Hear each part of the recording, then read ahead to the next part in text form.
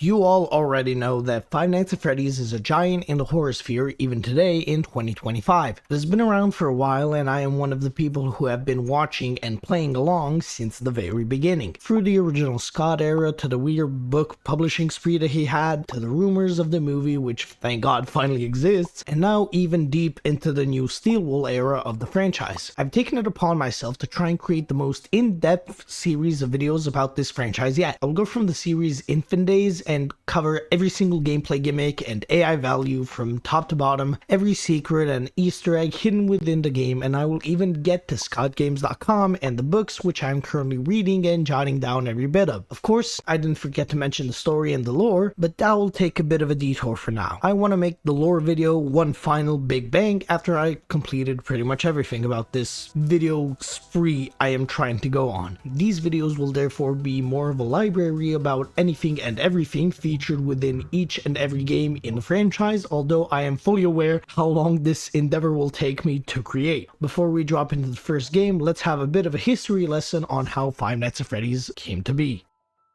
Scott Coffin, a previously family-friendly Christian video game creator from Houston, Texas, started his career sometime in 1996 while he was attending the Art Institute of Houston and learned how to create computer graphics and learned to use the ClickTeam Fusion engine all by himself. From here, he goes on to create his first heavily religious works like The Pilgrim's Progress and The Desolate Hope.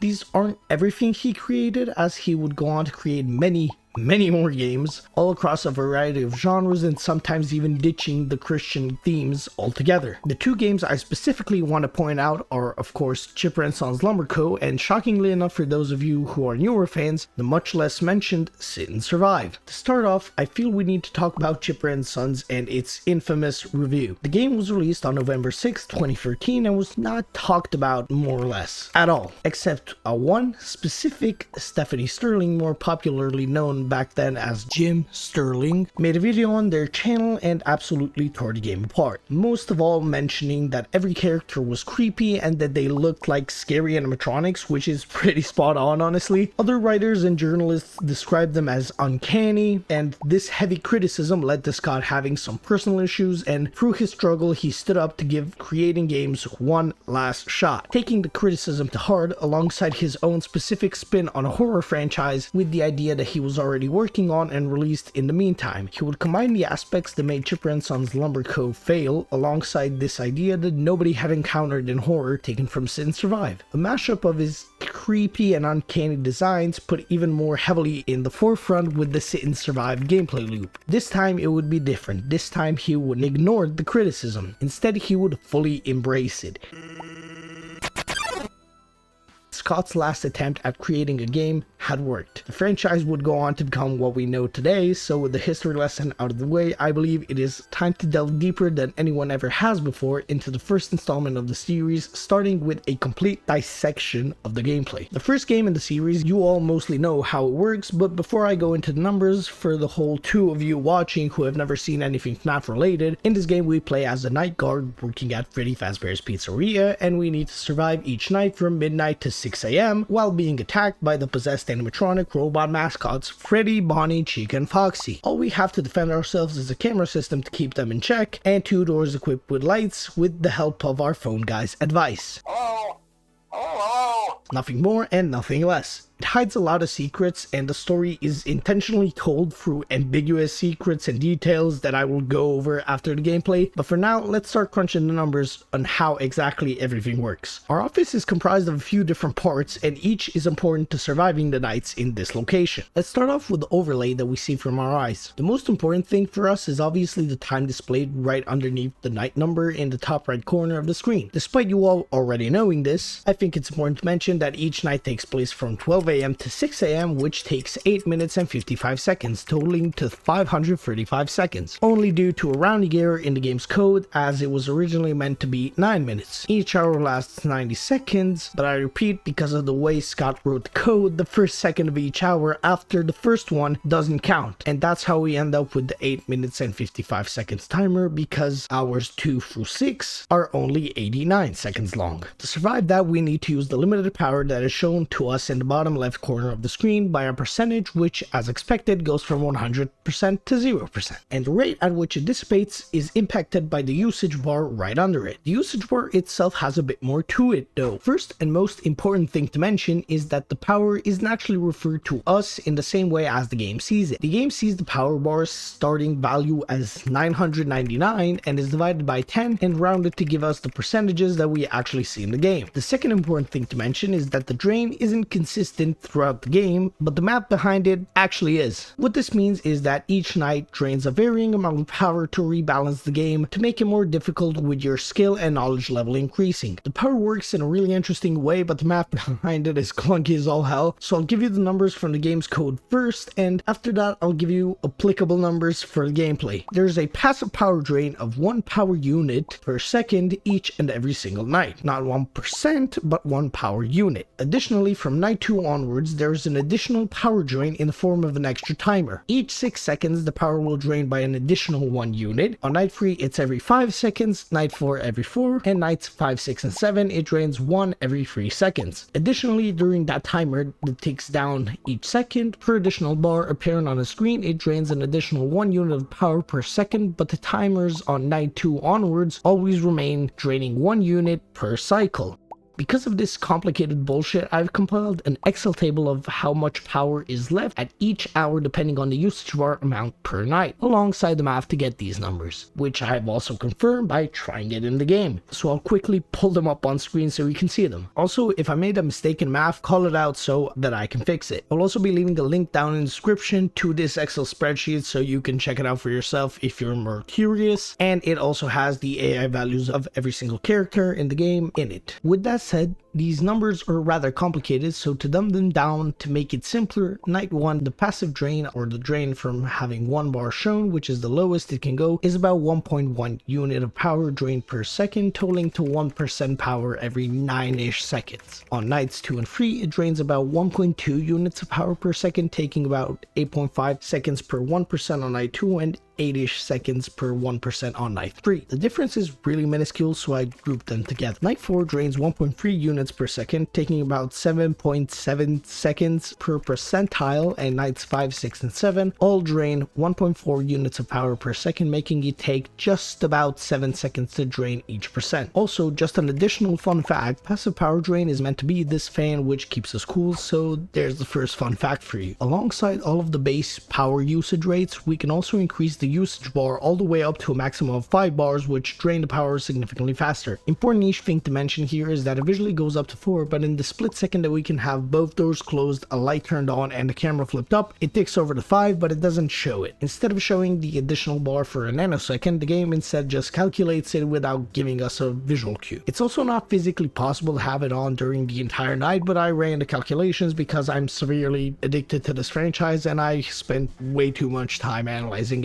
every single bit of this entire game. Each additional tool we use inside the office equals 1 extra bar of power, and the math is actually pretty simple here. These differences don't seem like much, but the small difference actually leaves a big impact as it applied every second, so when you put it into perspective that the night lasts for 535 seconds, you soon realize that by the end of the night, that seemingly unnoticeable difference will result in an additional 10% or more power you'll passively lose with each usage bar increase. The difference from night 1 to night 5 will effectively make you have about 15% or more power to play with. The last bit of info I want to mention is the average amount of use bars you can have per night, but that's not really that relevant to anything, so think of it as more of a fun fact. On night 1, the max you can have is an average of 1.85 usage, night 2 is 1.7, night 3 is 1.66, night 4 is 1.61, and night 5 has the max being 1.53 usage on average. This honestly can help you tempt yourself a bit, but not really. Now that we've understood the power and time, I think it's time to mention the rest of the shit in our office. Of course, we have our 2 doors, each with an accompanying light alongside them. The red door button closes the door, on the side it is being clicked, and the white light button under it turns on a dingy flashlight in the hallway when we click it. The final part is the biggest and meanest, and that is the cameras, which we can bring up by using our mouse to hover over this bar at the bottom of our screen, and it shows us a lot of info. First of all, the entire map of the location, which we can see clearly outlined alongside the box boxes with the camera labels on where the cameras are located in the rooms. As you can see right here, we have 11 cameras and they are in no particular order. Cam 1A, which is the show stage, Cam 1B, the dining area, Cam 5, the backstage, Cam 1C, Pirate Cove, Cam 7, the restrooms, Cam 6, which is the kitchen, and the only camera without visuals, as we only hear the audio from the kitchen when we are looking at the camera and even when we are out of the camera, which is super confusing. Cam 3 is the supply closet, Cam 2A, the west hall, Cam 2B, the west hall corner, Cam 4A is the east hall, and the final one is Cam 4B, the east hall corner. Cameras in this game are the core part of the gameplay, and that's precisely why you can for the most part ignore them. In all seriousness though, they do what you expect them to do, as their only purpose is to see where each of the animatronics are moving. Now that we understand everything that's in our office a bit better, I think it's about time to start off with each and every single animatronic a bit more in depth, starting off with Bonnie. To better understand him, I think I should go over how the innate AI levels for all of them work first. Each animatronic's AI values vary from night to night, obviously increasing as the nights go on, and they can go from 0 to 20. Their AI values also increase during the same night at certain time intervals, consistently through the game, and in Bonnie's case, they raise his AI value by 1 at 2, 3, and 4 AM respectively. Now, what exactly does this number do? Well, the given AI value basically translates to a percentage chance of the animatronics making a move to a different camera when their time interval checks it. Bonnie's interval is just under 5 seconds, being 4.97 seconds, and each time this interval passes, he will attempt to move and roll a number between 1 through 20, and if that number is lower or equal to the AI value, the animatronic will move to the next camera in his path. If there's more than one available path take, Bonnie, as well as the others, will roll an additional number upon the movement opportunity succeeding, and it will always be an equal chance to go either way. One final thing to mention about all of the animatronics is that they are somehow intertwined with the frame rate, making them less aggressive as your frames dip, and making it possible to even beat the entire game by doing absolutely nothing if your FPS is lower than 3, I believe. As for Bonnie's specific path, he will start off at the show stage and 50% of the time move to the backstage, and the other 50% of the time to the dining area. From the backstage, he can flip another coin to move either into the dining area or the west hall. Also, yes, here's your mention of this weird Bonnie teleport, and insert Scott saying Bonnie does not abide by physics or whatever. From the dining room, he rolls a 50-50 chance to decide if he's moving into the west hall or back into the backstage. From the west hall, he can move either to the supply closet or to the west hall corner. From the supply closet, he can move back to the west hall or directly to our door. Finally, if he is in the west hall corner, he can choose to either go back into the supply closet again or to our door. With this convoluted of a path, we can firmly say that Bonnie is the most unpredictable animatronic in the game, as he can theoretically make it to your office in 4 moves, and it can take him the entire night to make it there once if he keeps rolling a back and forth 50-50 shot between 2 rooms like the dining area and backstage, or the west hall and supply closet. Now that we understand him a bit better, we need to talk about what happens when he is at our door. Obviously, when he is there, we need to shut the door and use our lights to check for when he leaves. But here's the exact numbers. Well, they aren't actually too different. When he is at our door, upon his next successful movement opportunity, if the door is open, he will jam our door and fuck up our lights and wait for us to flip up the camera. Additionally, since this will allow for you to stall him by not checking the camera, if 25 to 30 seconds pass without us pulling our camera panel up, he will trigger the event himself to allow himself to kill us. If the door is closed when he succeeds his movement opportunity, however, he will instead simply return to the dining room area and start progressing through the pizzeria normally again. Now, as the last thing I want to show you, here's a short depiction of all his AI values on each night alongside the bumped up AI values at 2, 3, and 4 AM respectively. As you can see, on night 1 his AI starts at 0, and at 2 AM it goes up to 1, at 3 AM to 2, and at 4 AM it goes up to 3, and remains there for the remainder of the night. Night 2 he starts at 3 and his AI value climbs up to 4, 5, and then 6 from 2 to 4 AM, where it caps and stays 6 till the night ends. His night 3 AI is actually the exact same as his night 1 AI. Night 4, again weirdly, isn't higher but rather starts at 2 and at 4 AM caps out at 5 till the night ends. Night 5 he starts off a bit higher at 5 and ends off at 8, and night 6 he begins quite literally doubling his night 5 numbers by starting at 10 AI and ending at 13. Night 7 is the custom night, so I won't be mentioning it since you can customize it to whatever you want, and the max max mode of the game is clearly setting everything to 20 AI. Now to move past Bonnie, the second one we will most likely see is Chica, despite both her and Foxy being technically able to appear on night 1. Chica, as I mentioned before, also works on the 1 in 20 has to be smaller than AI value chance to move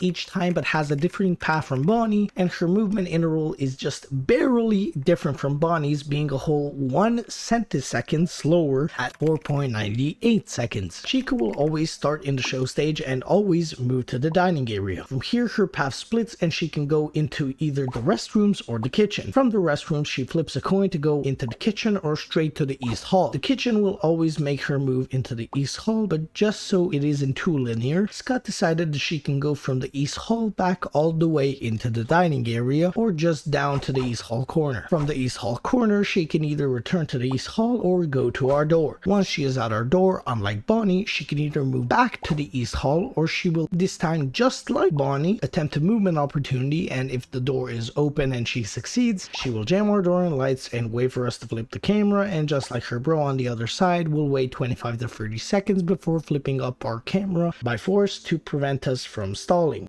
If the door is closed, she also returns to the dining area. An additional useful fact about Chica is that when she is in the kitchen, we can hear her clanging pots and pans to alert us of her position.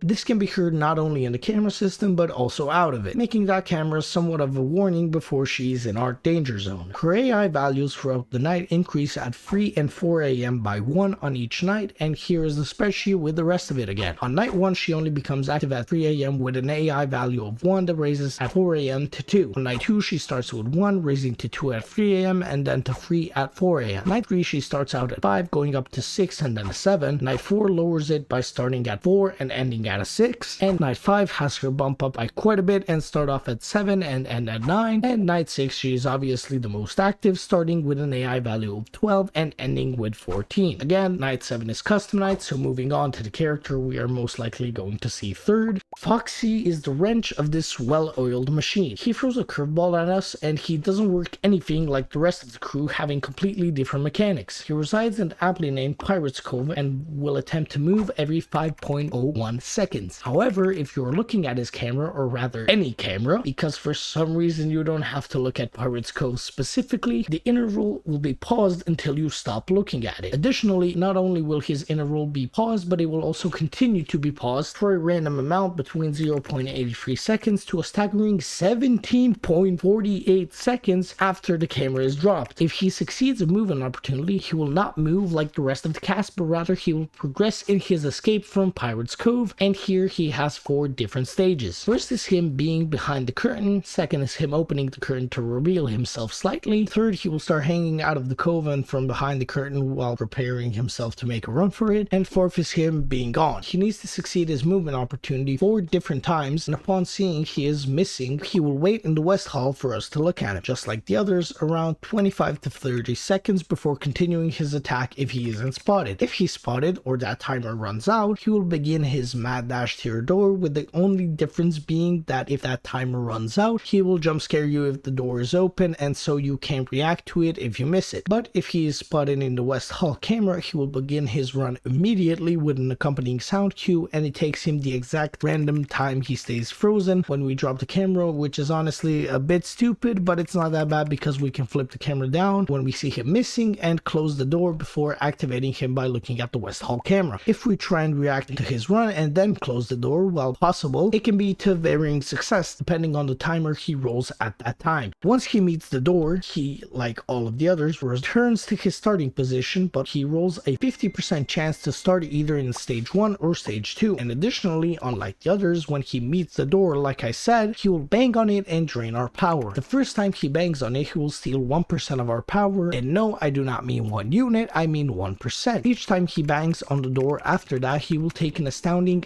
additional 5% or 50 units of power if we go by that metric. So he'll take 1% the first time, 6% the second time, 11% third, and so on and so forth. He also has one specific thing I want to mention about him, and that is that there's an Easter egg that actually helps us out a bit with managing Foxy. While he is in stage 1, there is a 1 in 30 chance every 4 seconds to hear him humming a song, and we can use that to know that he is obviously still in stage 1.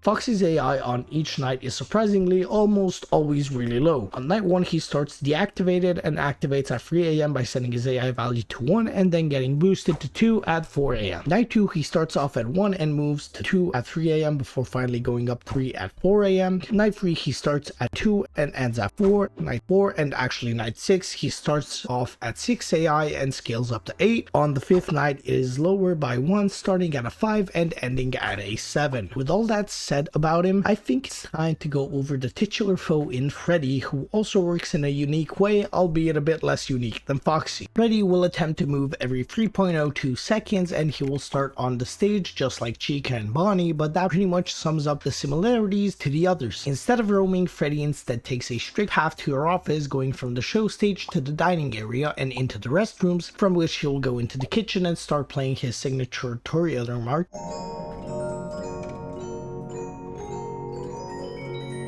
He will then move into the East Hall and East Hall corner respectively before making his way to our door. I need to clarify he doesn't actually go to our door, but rather from the East Hall corner he can make it directly into the office, as he does not have an at your door interaction. A small oddity with his AI is also this small equation which correlates to the time it will take Freddy to finish the movement if he succeeds at it. Essentially 1000 frames minus 100 frames multiplied by Freddy's AI value determine how long it takes him to actually move when he succeeds a movement opportunity. This happens everywhere with the sole exception of the East Hall corner camera, but I'll explain why shortly. Additionally, he isn't able to move before the others have left the stage, and we know this since there isn't a sprite for Chica and Bonnie being off the stage without Freddy on the stage. He's also unique in many other ways, like for example he triggers a sound cue with each movement he makes, which allows us to always know where he is at by counting the amount of laughs, since his path is fixed, and that allows us to know where he is just by how giggly he is. He can play a variety of laughs, but they all just tell us that he has moved.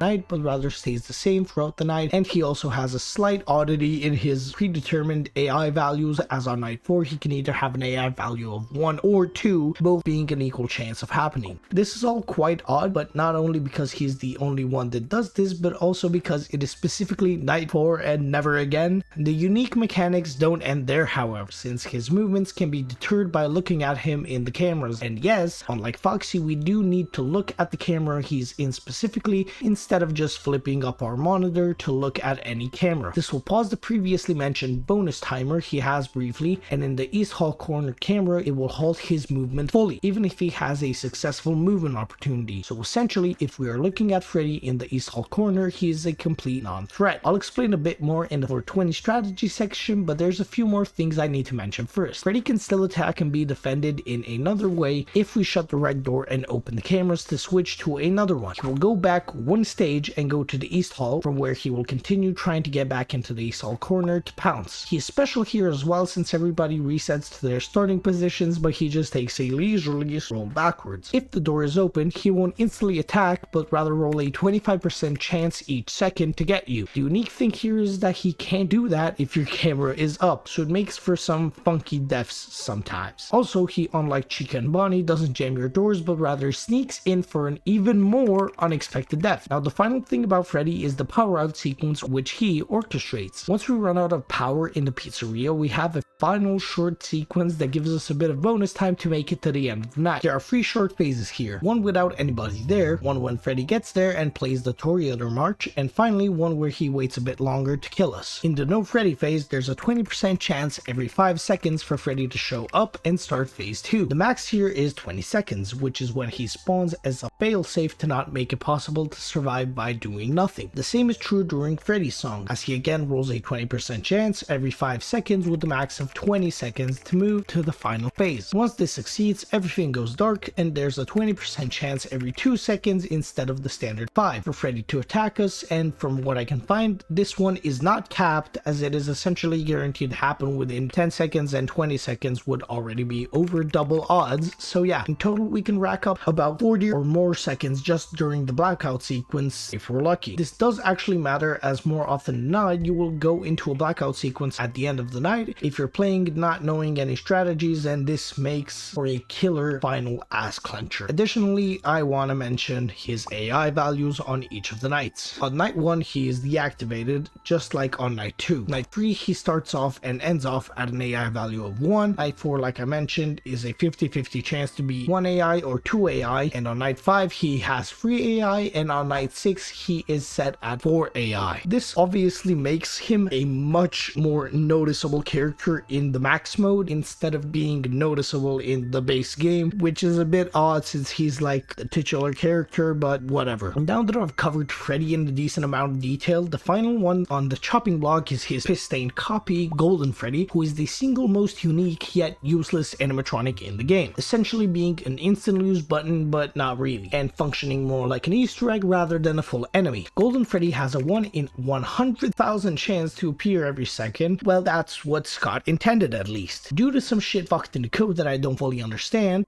I tried. It says correctly that it's a 1 in 100 chance in the code, but it is actually a 1 in 32,768 chance every second, which is significantly more common, but still nowhere near as common as any of the other secrets in the game. Once he successfully spawns, he will then change this poster in the West Hall corner to himself, and once he does, he will start distorting our shit, but important to note is that he can't actually appear in our office unless we check that camera. However, if we do check that camera, we hear a child laughing and he will appear in our office when we flip down the camera, and if we take more than 1-ish seconds to flip the camera back up, he will kill us and crash our game. It's frame based, so it's not fully consistent. That's why I'm saying about 1 second. That covers his base mechanic, but he's intertwined with a lot of the Easter eggs, so I'll cover them a bit later on. And with this, I'm concluding the AI breakdown section, and I think finalize the gameplay section. I'm going to go over night 7, custom night, or 420 mode, whatever you want to call it, alongside the strategy to beat it. Max mode of the first game is really cool and has an incredibly satisfying gameplay loop, but I'll gush about all that at the end because I know you're just here for the juicy strats. Since this was the first game in the series, it was actually by far the easiest max mode to beat. It didn't really require any mind-blowing precision or speed. The core strategy takes advantage of every intricate detail though, as it makes use of Foxy not having to be stalled by looking at his camera, and Freddy being a non-threat if you have the camera on him while he is in Cam 4B. All you need to do is at the start of the night switch to Cam 4B and then consistently and constantly flip the camera up and down to stall Foxy while having Freddy locked down. In between each and every single camera flip, all you really need to do is check the left hall light for Bonnie, but be careful as Chica can sometimes slip past Freddy and enter her attack phase anyway. So to be safe, I usually preferred flipping the camera up and down immediately and then checking one of the door lights, and after the next camera flip I would check the opposite door just to be safe before repeating the cycle again. Because their attack timers are relatively slow, it allowed me to have time to check both doors with a camera flip in between safely, so I preferred this safe strat instead of going for a green run. One additional factor you have to make sure to keep track of is Foxy. We know he's getting stalled by our camera flips, but he will ever so slowly be closing in on his attack opportunity, so make sure to check him at minimum once each hour. I again prefer to be safer and check him a total of 6 times a night at minimum instead of 5. Also, because I preferred safer strats, I would check on him quite a few times more if when I looked at him he was in his last stage before attacking. Each time you go to check on him, make sure to close your right hand door, as Freddy will always slip in if you forget. Either way, make sure to evenly space out your Foxy checks and adapt accordingly. The moment you see Foxy isn't in his camera is the highest intensity gameplay section you will have to do in the entire game, which still isn't that crazy of a sequence. Once you see he is gone, instantly flip down your camera, close your left door and keep your right door closed as well. Since since it will already be closed because you are going for a Foxy check. Once you see he is gone, instantly flip down your camera, close the left door to protect yourself from Foxy, and close the right door since you will need to switch off of Freddy for a split second, which would allow him to kill you. Then proceed to pull up the camera, trigger Foxy by looking at cam 2A, and instantly put it back on cam 4B. Once you do all that, pull down your camera, and before opening your doors, check your lights for Chica and Bonnie, and if it is clear, reset your pattern and check as fast as possible while still flipping to stall Foxy and Freddy. The final thing you need to implement to beat this max mode easily is to check the doors before you reopen them after a Bonnie or Chica attack, since their AI values also affects how long they stay at your doors, which means they will remain there very shortly since they have max AI. Now this will get you most of the way, but if you are running low on power at the end of the night, then when you have around 5% power remaining, stop playing completely. Leave the doors open if there's no one at them already and just wait. This will more often than not get you that added mile to make it all the way through to 6 AM despite any RNG the game might throw at you, making it fairly consistent for a max difficulty mode in the game. With all that said, I have completely dissected the entire gameplay of the first game, so let's get into the rest of the things present in the game, starting off with the endings. Now, FNAF 1 doesn't really have any traditional endings, so to speak, but upon completing nights 5, 6, and 7, we do get varying ending screens depending on which night we beat. Upon completing night 5, we receive a paycheck for $120 to the name Mike Schmidt and a message from Fazbear Entertainment saying good job sport, see you next week. Upon completing night 6, Mike Schmidt receives an additional 50 cents as an overtime bonus and another good job sport message from Fazbear. Upon completing custom night, more specifically 420 mode, again Mike Schmidt receives a pink slip of termination stating that he's fired for tampering with the animatronics, general unprofessionalism, and odor. That covers the endings. There really isn't much to mention here despite our player character being called Mike Schmidt. One final thing I have to mention about this entire gameplay section is the rewards for beating nights 5, 6, and 7. There really isn't a lot of them besides getting the actual endings, but we do get a single star for each of the nights we beat on the main menu. One for night 5, one for night 6, and one for the max mode specifically, as any other mode on custom night won't count towards that star. So I think it's about time we start off with the most iconic part of the game, our phone calls.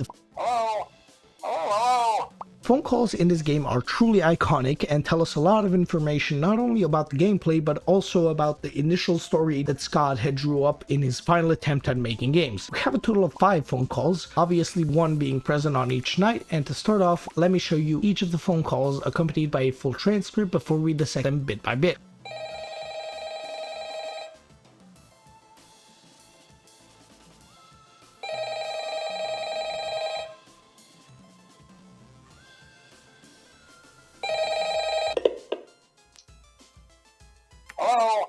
Hello?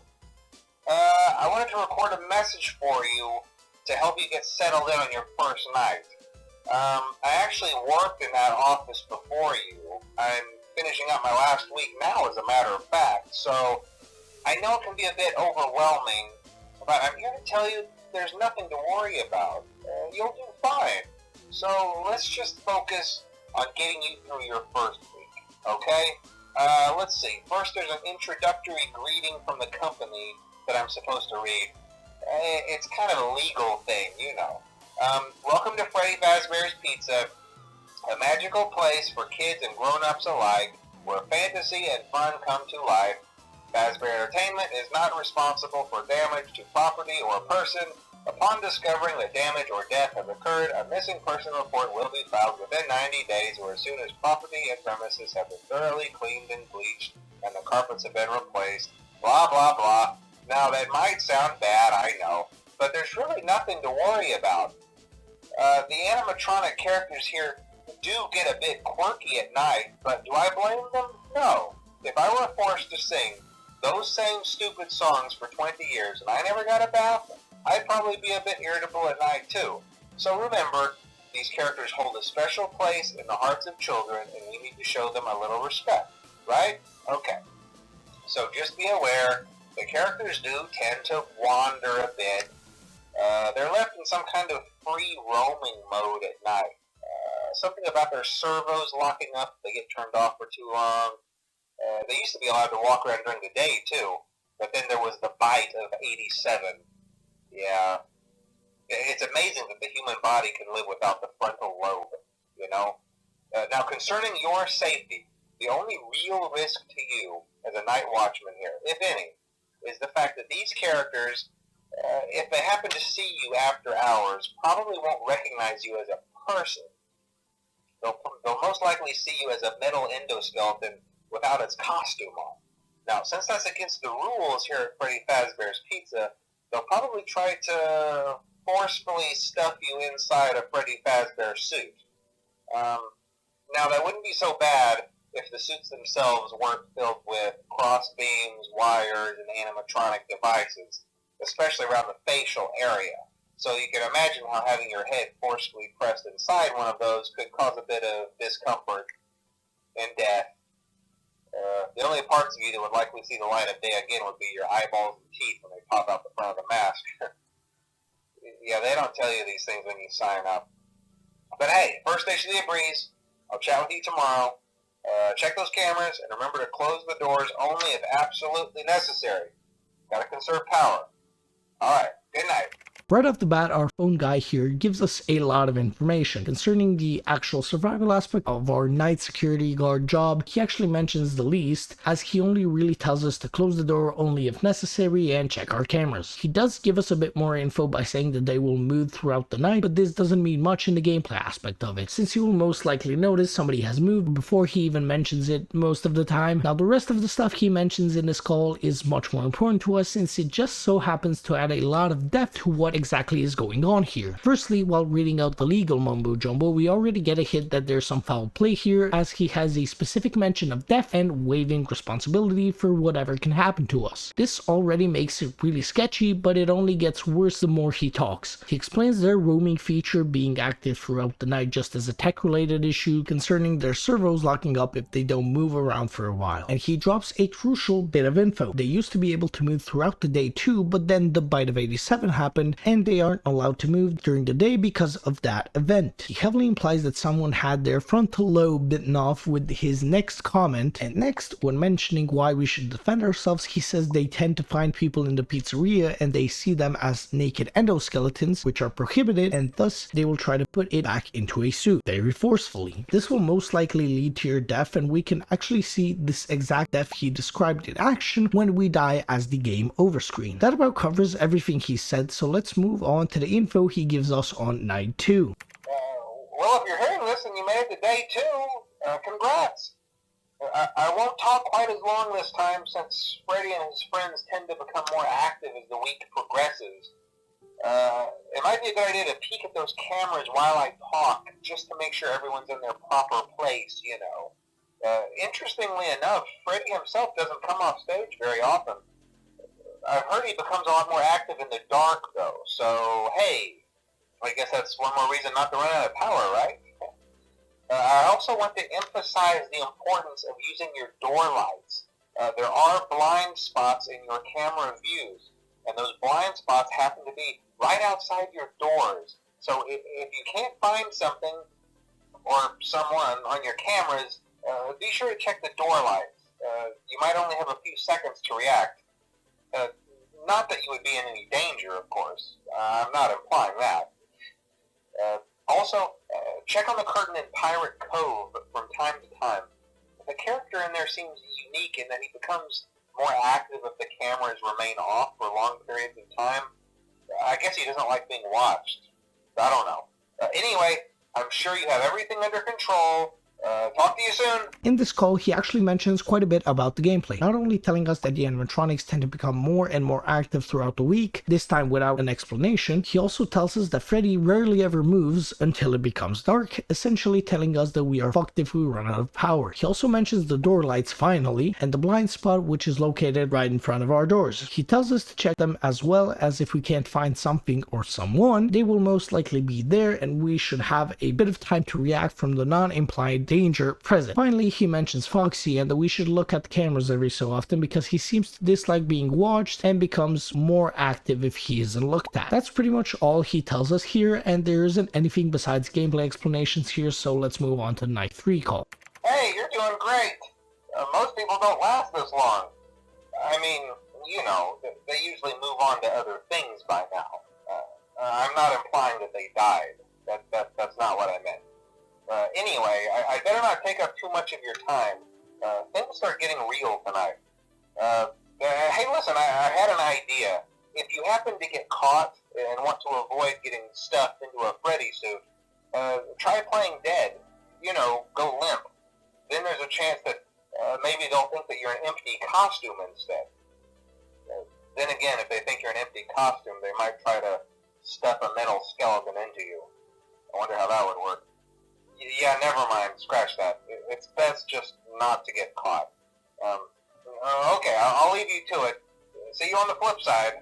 This call, the only real gameplay thing he gives us is the playing deadline, and this is basically Scott telling us himself that the animatronics won't attack for a longer period when they're at our door if we don't use the camera, and like I said, this can help you get that last bit of oomph to survive the night. He also tells us that things get real from tonight onwards and that most people don't manage to survive this long. He also slightly pontificates about the playing dead strategy and how it would feel if you had an endoskeleton stuffed into you instead of you being the endoskeleton and being stuffed into a suit. That covers everything here, so on to night 4's call. Hey, wow, day 4. I knew you could do it. Hey, listen, I may not be around to send you a message tomorrow. It's been a bad night here for me. I'm kind of glad that I recorded my messages for you when I did. Hey, do me a favor. Maybe sometime you could check inside those suits in the back room. I'm going to try to hold out until someone checks. Maybe it won't be so bad. Yeah, I always wondered what was in all those empty heads back there. You know. Oh no. This call is where it really gets quite interesting. Firstly, this is where we learn that our phone guy was also a nighttime security guard and our calls were pre-recorded by him during his shifts. He's very shook from the night he has experienced and has all but accepted his death, even telling us to check inside of the suits in the back room and that he'll try and hold on until someone checks. We can hear the animatronics banging on his doors alongside the start of Freddy's Toreador March right before we hear him get attacked as the phone call ends and phone guy is more than likely killed and stuffed into a suit in the back room. Moving to night 5 is the most interesting call yet.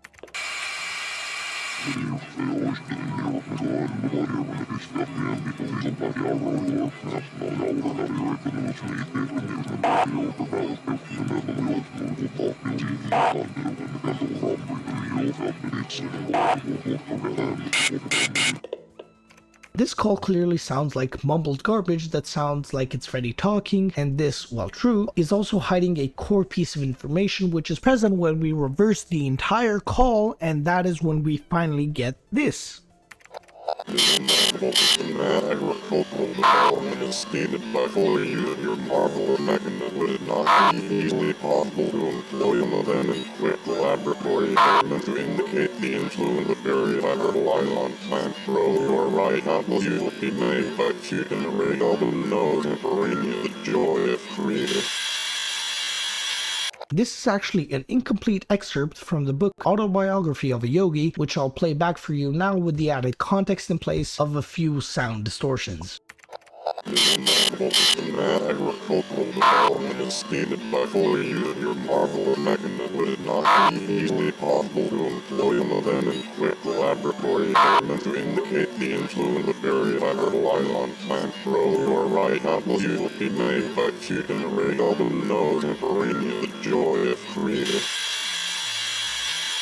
With all this now uncovered, does this relate to anything FNAF related besides being an incredibly hidden detail? Well, it actually kind of does. While it is unknown when this book or excerpt was specifically used, we do know the context of the actual part of the book used here, and it correlates quite closely to the concept of FNAF. The chapter itself features a lot of research depicting metal as a living organism through the method of experimentation with chloroform. Basically, metal is alive, which riffs on the whole sci-fi possession narrative this game has set up. And alongside this, Autobiography of a Yogi is a heavily religious book, which doesn't tie back to FNAF specifically, but it does tie back to Scott, who is a very religious figure in himself, as you saw in most of his previous works. Finally, with all that said, this fully covers the phone calls, so I think it's finally time to dive into the most expansive and interesting section of this game, which are all of the small details and hidden Easter eggs throughout it. I'll go over each one by one in no particular order and will be explaining each as they are mentioned. So let's start off with the most notorious secret, which are the "it's me" hallucinations. This has a 1 in 1,000 chance to happen each second, can happen at any given moment no matter if we're looking around the office or staring at the cameras, and it features rotating images of Bonnie with black eyes and Freddy with bloodshot eyes as well. This is mostly infamous due to the context of it. The secret itself is basically telling us that the animatronics recognize us and that they're trying to tell us, quite frankly, that it's me, don't you remember me? It's one of the most important and reoccurring lines in the entire game, already showing up multiple times even in this game, like in the Pirate's Cove camera, where we can sometimes see "it's me" painted on Foxy's sign instead of the regular out of order sign that is usually there. Next, I want to go to the East Hall, where we can again see "it's me" appear in place of these regular posters of the main free animatronics. It has a 1 in 100 chance to appear each time we pull up the monitor, and it again takes the place of the animatronics in the location, further connecting the idea that they specifically recognize us. Additionally, I need to mention, each of these secrets that appear in cameras the animatronics can pass through cannot appear if someone is in that camera. They can't hit their rare chance to appear, but if somebody is occupying the room, it will instead wait for them to leave and then appear. On this same camera, there's actually another 1 in 100 chance each time we pull up the monitor, and it even changes the same posters, but this time instead of "it's me" being painted on the wall, the posters change into 3 identical images of a crying child, already showing us that there isn't quite exactly just a servo glitch with the animatronics, but instead something much more paranormal. Next one is the East Hall corner, where we can see these rules for safety, which I quickly want to read out since it's pretty funny. 1. Don't run. 2. Don't yell. 3. Don't scream. 4. Don't poop on the floor.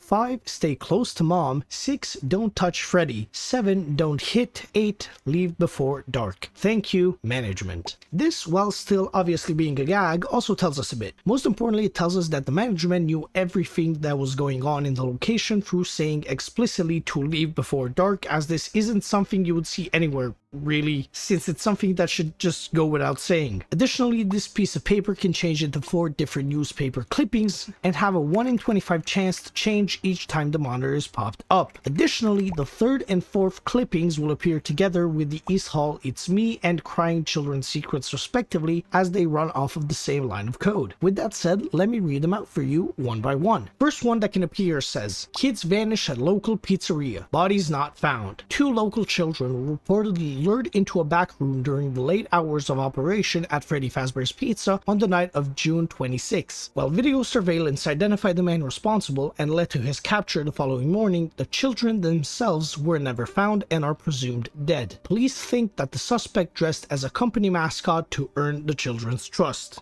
This one already tells us a lot about the paranormal nature of the location due to the incident where 2 children went missing and are presumed dead by one of the employees at Freddy's. Core note, yes, all of you already know this, but this is where William Afton gets his first appearance of killing kids in the Springlock suits to earn the kids' trust. So yeah, these 4 newspaper clippings are quite important, as you can see. The second one tells us, local pizzeria threatened with shutdown over sanitation. Local pizzeria Freddy Fazbear's Pizza has been threatened again with shutdown by the health department over reports of foul odor coming from the much-loved animal mascots. Police were contacted when parents reportedly noticed what appeared to be blood and mucus around the eyes and mouths of the mascots. One parent likened them to reanimated carcasses. This one again tells us quite a lot. The foul odor and blood of the animatronics clearly tells us that the bodies were hidden inside the suits, which also correlates to the fashion in which we get killed by them, getting stuffed into a suit. Additionally, this very specifically calls them reanimated carcasses, which is too specific to not make us think of some kind of possession being in play here. The third one says, 5 children now reported missing, suspect convicted. 5 children are now linked to the incident at Freddy Fazbear's Pizza, where a man dressed as a cartoon mascot lured them into a back room. While the suspect has been charged, the bodies themselves were never found. Freddy Fazbear's Pizza has been fighting an uphill battle ever since to convince families to return to the pizzeria. It's a tragedy. This one more so repeats the same story, but it seems that instead of just 2 kids being linked to the incident, the number has risen to a total of 5 victims, which causes some issues when we connect it to the previous text, which almost certainly tells us that they were stuffed into the suits. This is an issue since there are only 4 animatronics that we know of: Freddy, Bonnie, Chica, and Foxy.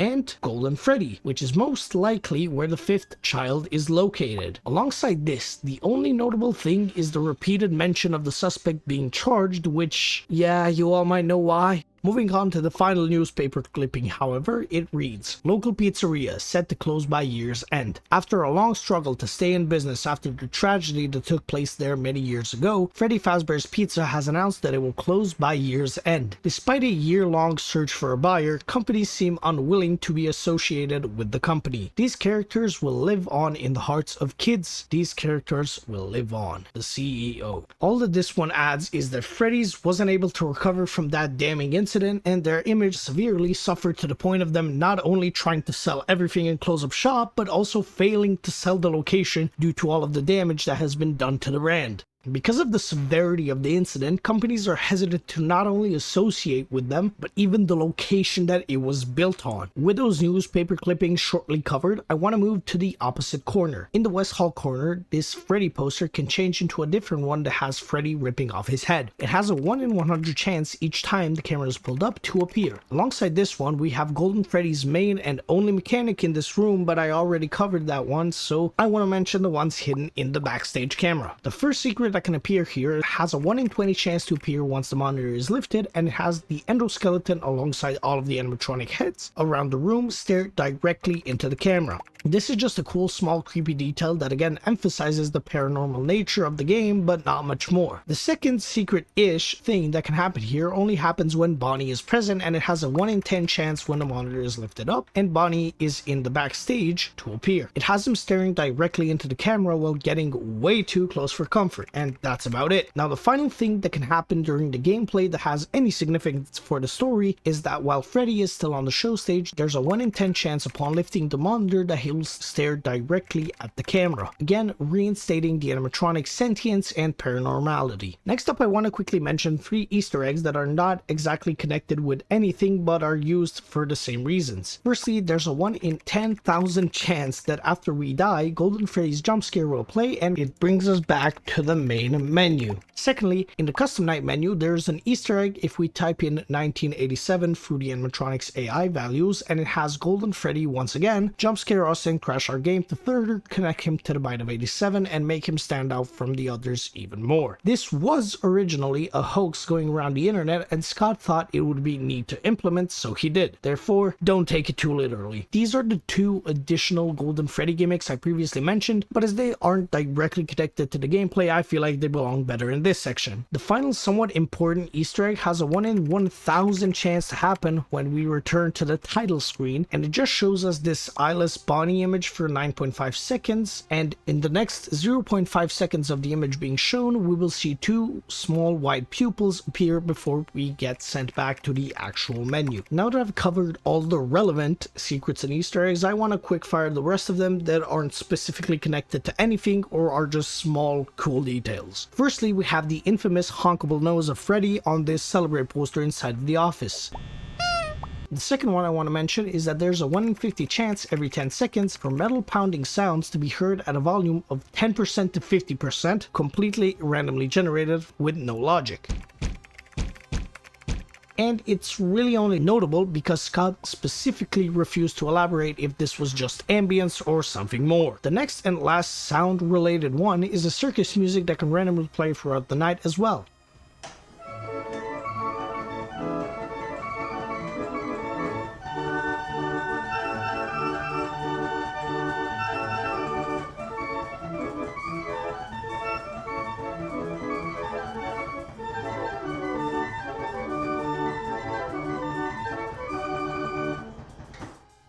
It has a 1 in 30 chance to play every 5 seconds, and it doesn't really do anything but annoy me when I'm trying to listen to the audio cues. The final thing I need to mention is the help wanted poster at the start of the game, which has hidden text blurred around the actual newspaper clipping we see, and it reads blah blah blah blah blah. This ad has nothing to do with anything relevant to the game. Blah blah blah blah blah. Chances are you won't make it past night 3. Blah blah yakety smackety blah blah. This probably isn't the best choice of a summer job since you most likely won't survive the week. I'd recommend being a cashier, sack boy, or work in a warehouse. Those are all very respectable jobs and you probably won't be killed doing them. Well, you might, but it would be unlikely. Blah blah. This concludes all of the secret details and Easter eggs featured in the game, and now I want to quickly go over a few fun facts and trivia also about the game. Starting off with the most infamous bit of trivia that I have is the screams present in the jump scares of each animatronic are actually a stolen scream from the 1981 sci-fi horror film Inseminoid, from a scene where a woman is giving birth to an alien.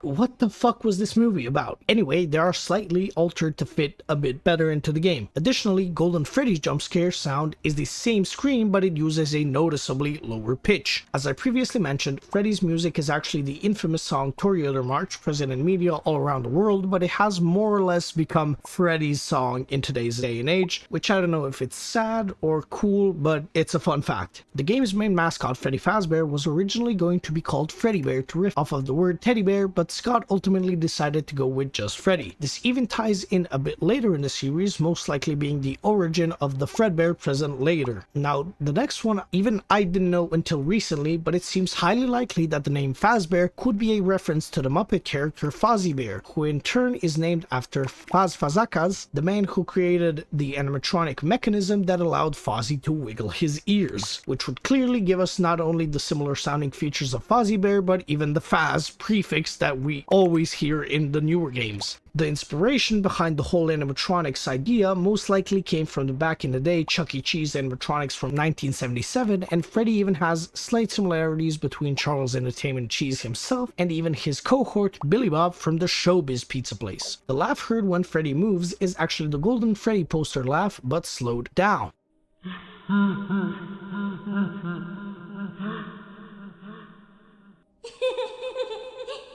Scott had thought that the 420 mode present in the game would be incompletable and admits he didn't test it much, but was up to the idea of tweaking it if it truly was impossible. Scott is the voice of the phone guy. Golden Freddy is listed as Yellow Bear in the files. Next up is this unused image of all of the animatronics on the main stage staring at us. Nothing much to say here, but it is a cool little thing left over in the game files from the development. Also want to mention that the game was originally intended to have a live system, as we know also from data mining the game and finding this sprite for a lives counter. Finally, the last bit of trivia I have for you is the most infamous. Bonnie is considered by Scott to be the scariest one in the game and gave him countless nightmares during development, as well as the "it's me" hallucinations being the very things keeping him up at night. Now, I think I have just about covered everything present in this first installment of the entire franchise, and I believe I found more or less everything that I could. If you want me to add anything, make sure to drop a comment as I'll pin it and eventually do a redo once it is ready for the supercut of this franchise. Finally, before I end this video off, I want to give a few of my thoughts on the game and somewhat of a review for it 11 years after its release. So let me just get started. For the first installment of any series, I think Five Nights at Freddy's 1 holds up incredibly well. Not only does the scare factor remain after all this time, but it's also heavily helped out with the eerie nature of the game and uncanny animatronic robots coming to hunt us down. The concept of sitting and surviving instead of having to fight off or even avoid the monsters is still so stupidly simple yet creative that it just works. It gives us zero tools to defend ourselves and doesn't even allow us to move at all. This all culminates in a really strong feeling of dread persisting throughout the entire game, and besides those factors, the gameplay itself also holds up incredibly well, still being one of the best, if not the best, FNAF game, even after so much time has passed. It has a fun gameplay loop, which, while obviously was mostly dumb luck when Scott was coding the game, because I think he didn't fully understand how most of his code would actually impact the finer details, which allow it to be really fun.